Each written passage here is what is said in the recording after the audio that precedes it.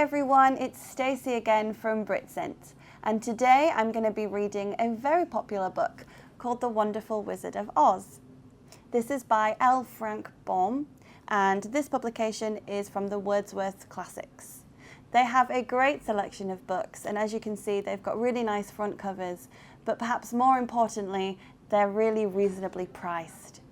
The Wonderful Wizard of Oz tells the story of a girl called Dorothy and her dog Toto, who find themselves in a magical land called Oz. She teams up with a scarecrow, a lion and a tin man in search for the wizard who can hopefully send her home. So today I'll be reading the first few pages of the book, and if you enjoy it, you can find the link below in the description box where you can purchase your own Wordsworth collection copy. Let's dive in. The Wonderful Wizard of Oz, Chapter 1, The Cyclone. Dorothy lived in the midst of the great Kansas prairies with Uncle Henry, who was a farmer, and Aunt Em, who was the farmer's wife. Their house was small, for the lumber to build it had to be carried by wagon many miles. There were 4 walls, a floor, and a roof, which made one room. And in this room contained a rusty-looking cooking stove, a cupboard for the dishes, a table, 3 or 4 chairs, and the beds.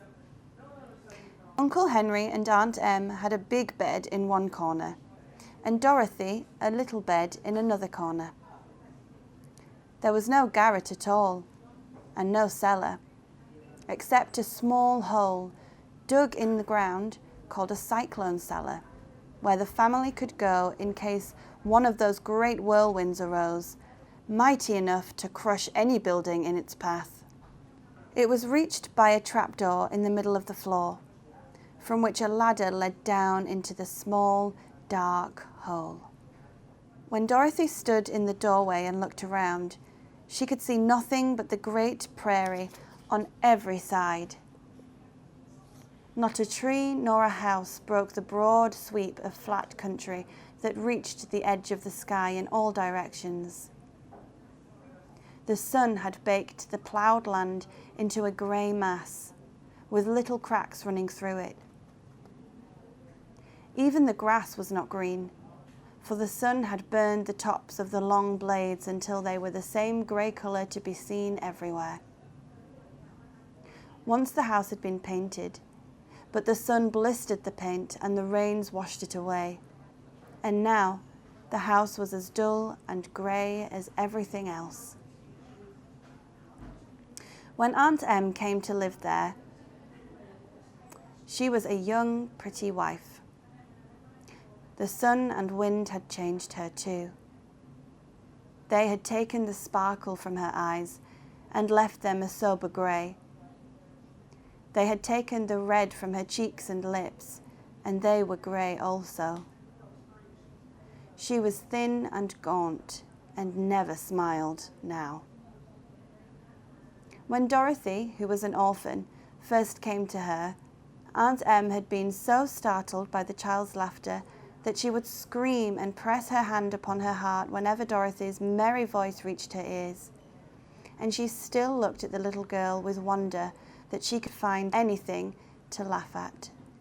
Uncle Henry never laughed. He worked hard from morning till night and did not know what joy was. He was grey also, from his long beard to his rough boots, and he looked stern and solemn and rarely spoke. It was Toto that made Dorothy laugh and saved her from growing as grey as her other surroundings. Toto was not grey. He was a little black dog with long silky hair and small black eyes that twinkled merrily on either side of his funny wee nose. Toto played all day long, and Dorothy played with him and loved him dearly. Today, however, they were not playing. Uncle Henry sat upon the doorstep and looked anxiously at the sky, which was even greyer than usual. Dorothy stood in the door with Toto in her arms and looked at the sky too. Aunt Em was washing the dishes. From the far north they heard a low wail of the wind, and Uncle Henry and Dorothy could see where the long grass bowed in waves before the coming storm. There now came a sharp whistling in the air from the south, and as they turned their eyes that way, they saw ripples in the grass coming from the direction also. Suddenly, Uncle Henry stood up. "There's a cyclone coming, Em," he called to his wife. "I'll go and look after the stock." Then he ran towards the sheds where the cows and horses were kept. Aunt Em dropped her work and came to the door. One glance told her of the danger close at hand. "Quick! Dorothy!" she screamed. "Run for the cellar!" Toto jumped out of Dorothy's arms and hid under the bed, and the girls started to get him. Aunt Em, badly frightened, threw open the trapdoor in the floor and climbed down the ladder into the small, dark hole. Dorothy caught Toto at last and started to follow her aunt. When she was halfway across the room, there came a great shriek from the wind, and the house shook so hard that she lost her footing and sat down suddenly upon the floor. A strange thing then happened. The house whirled around 2 or 3 times and rose slowly through the air. Dorothy felt as if she were going up in a balloon. The north and south winds met where the house stood and made it the exact center of the cyclone. In the middle of a cyclone, the air is generally still, but the great pressure of the wind on every side of the house raised it up higher and higher until it was at the very top of the cyclone, and there it remained until she was carried miles and miles away as easily as you could carry a feather. It was very dark, and the wind howled horribly around her, but Dorothy found she was riding quite easily. After the first few whirls around, and one other time, when the house tipped badly, she felt as if she were being rocked gently, like a baby in a cradle. Toto did not like it.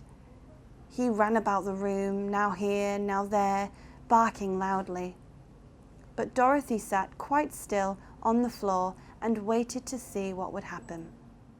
Once Toto got too near the open trapdoor and fell in, and at first the little girl thought she had lost him. But soon she saw one of his ears sticking up through the hole, for the strong pressure of the air was keeping him up so that he could not fall. She crept to the hole, caught Toto by the ear, and dragged him into the room again, afterwards closing the trapdoor so that no more accidents could happen. Hour after hour passed away, and slowly Dorothy got over her fright. But she felt quite lonely, and the wind shrieked so loudly all about her that she nearly became deaf. At first she had wondered if she would be dashed to pieces when the house fell again. But as the hours passed and nothing terrible happened, she stopped worrying and resolved to wait calmly and see what the future would bring. At last she crawled over the swaying floor to her bed and lay down upon it, and Toto followed and lay down beside her. In spite of the swaying of the house and the wailing of the wind, Dorothy soon closed her eyes and fell fast asleep. So that's the first part of The Wonderful Wizard of Oz, and I hope you enjoyed it as much as I did. There's also a film adaptation called The Wizard of Oz, which you could check out if you're not much of a reader. Well, I'll see you again next time. Bye-bye.